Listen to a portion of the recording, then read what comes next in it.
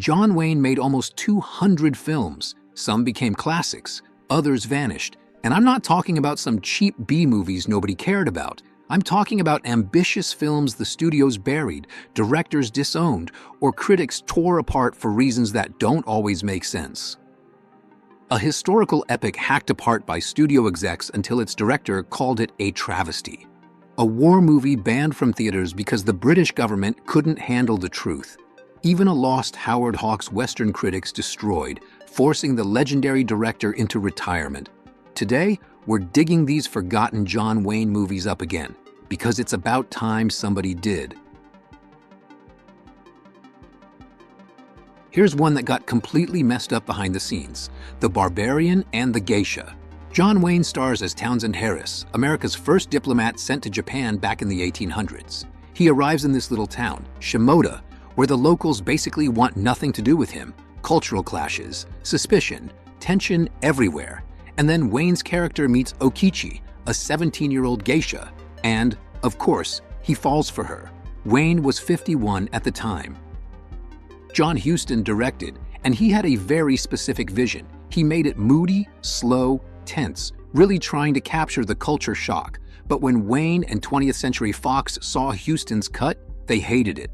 Wayne wanted a heroic romance, not some slow-burn drama. So they took the film away from Huston, re-edited almost everything, reshot scenes, and tried to make it way more mainstream. Huston later said the final version was an absolute disaster and called it a total travesty. The movie completely tanked at the box office, didn't even make back half its budget. Audiences didn't care about Wayne playing this serious diplomatic role, and the rewrites basically took out any emotional punch it might have had. Huston disowned it, Wayne hardly talked about it, and it never got a proper re-release in Wayne's lifetime. Ironically, despite everything, the story was actually pretty historically accurate.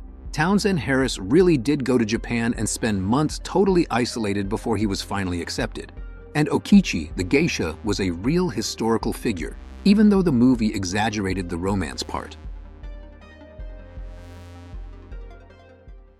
Wayne plays Johnny Monroe here, an American engineer who's building a railroad tunnel straight through the Andes Mountains. While he's working, he ends up falling for his boss's daughter, played by Lorraine Day. The problem? Her dad, who's also Wayne's employer, isn't thrilled at all. He's protective, stubborn, thinks Wayne's way too old for her.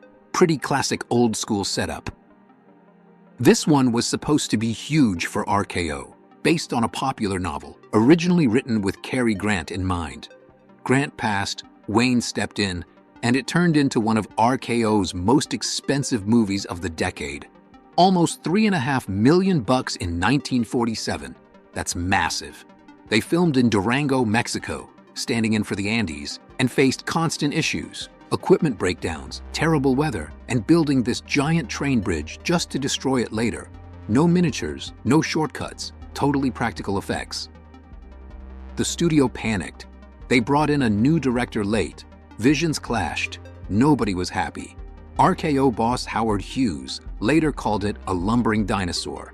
It made barely $2.5 million at the box office.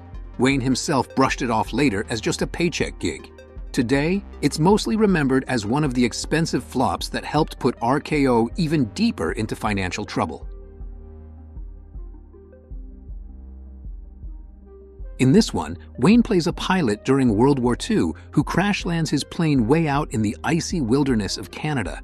It's basically two stories: Wayne and his crew fighting to stay alive in freezing temperatures, and the rescue pilots desperately searching to find them. This was one of Wayne's first projects from his own production company, Batjack, and you can tell he cared. Director William Wellman, a World War I veteran himself, insisted on authenticity. They shot in actual sub-zero temperatures up in the Sierra Nevada mountains using real World War II planes, flown by actual former combat pilots. The story was based on Ernest Gann's memoirs. Gann also wrote The High and the Mighty, another Wayne classic, and this stuff was straight from his real experiences as a pilot. Critics liked it when it came out, but the box office was just okay. It got buried by Wayne's bigger action films, and for decades you couldn't even find it anywhere due to some complicated rights issues. Batjack finally restored it back in 2005. Martin Scorsese actually singled out Island in the Sky as a forgotten gem. He says it deserves way more recognition for its realistic style and subtle storytelling, and he's not wrong. John Wayne plays Lieutenant Tom Wayne, an American fighter pilot who travels overseas to visit this woman he's into.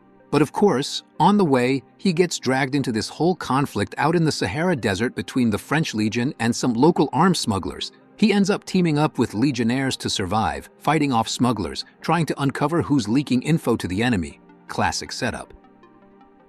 It's an early sound adaptation of the famous Dumas story, but definitely not as well known. It came from RKO during their pre-code era, when they were scrambling to survive financially. They hired Roland V. Lee to direct. He later made Son of Frankenstein. RKO rushed this one out quick, and you can tell. Budget was super tight after the huge losses they took on Cimarron. They reused costumes from other movies, shot mostly on leftover sets, and chopped out entire storylines to keep it short and cheap. Critics thought it was paced well but complained it felt cheaper and smaller compared to earlier versions.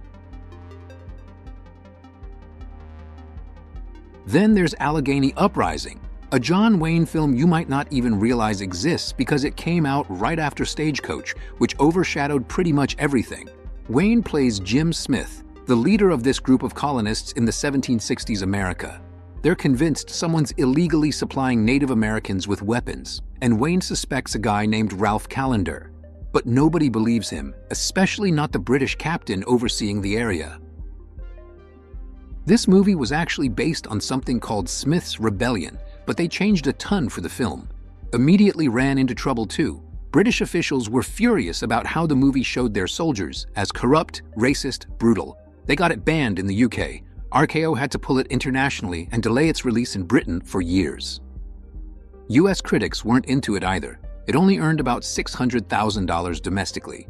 Pretty modest back then. After that, it disappeared.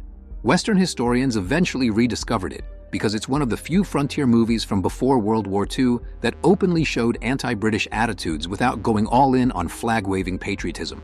But it's still definitely one of Wayne's least-known leading roles. And then there's Rio Lobo from 1970 to Howard Hawks' last movie ever.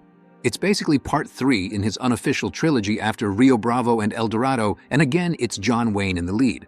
Wayne plays Cord McNally, a Union colonel whose payroll shipment gets stolen by Confederates at the end of the Civil War. His friend dies in the attack, and Wayne becomes convinced there's a traitor on his side who helped set the whole thing up. So he heads to the town of Rio Lobo to find answers. Once he's there, it's classic Hawks territory. Corrupt officials, violent locals, a town that needs cleaning up. Honestly, the plot is basically a beat-for-beat retread of Rio Bravo and El Dorado. By this point, Hawks was almost 75, health was failing, and production struggled. Wayne had just recovered from lung cancer surgery and wasn't exactly in peak shape. Lots of stunt doubles. Critics weren't kind. They called it lazy, repetitive. Hawks even admitted later he just made it because he missed working. Box office-wise, it did okay, around $4 million in US rentals, but nothing like the previous two. It was basically the weakest in the trilogy, commercially and critically. After this, Hawks retired for good.